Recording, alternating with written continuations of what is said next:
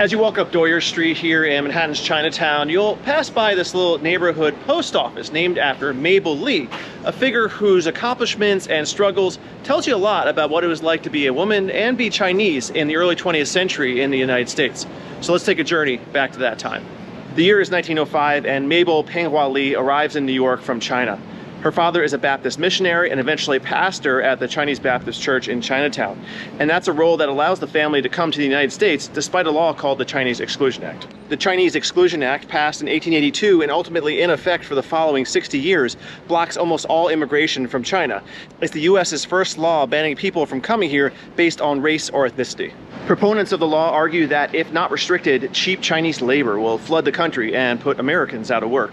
Of course, prejudice and fear about the influence of Chinese culture and racist theories about Chinese mixing with white Americans also plays a role in its passage.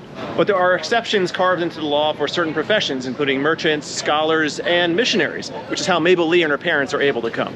Once here, Mabel pursues an education, attending Erasmus High School in Brooklyn, Barnard College, and eventually earning a PhD in economics from Columbia University. But all through this time, starting when she's a teenager, she's active in the suffragette movement, which seeks to gain women the right to vote. She participates in marches, famously riding a horse at the front of one at the age of 15 down Fifth Avenue.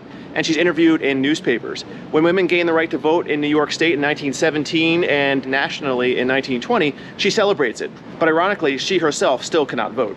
That's because of another aspect of the Chinese Exclusion Act. Chinese are not allowed to become citizens, and so they can't vote, a restriction that stays in place all the way till 1943. In demand as an economist and academic, Lee strongly considers a return to China during the 1920s and 1930s to help build that nation, then modernizing after the end of thousands of years of rule under emperors. But by the mid-1930s, China is being torn apart by war. She ultimately decides to stay in the United States. But there's another thing that's keeping her here. Since 1924, she's been in charge of the First Chinese Baptist Church, taking over for her father after his sudden death that year.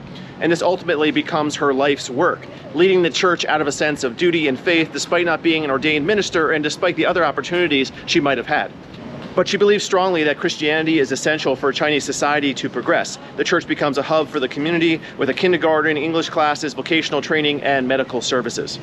She's a steadying presence here in Chinatown all the way until her death at the age of 70 in 1966, the year after all immigration quotas were abolished with the 1965 Immigration and Nationality Act. In 2018, the post office is named after her, just around the corner from the church she led for 40 years, still there to this day.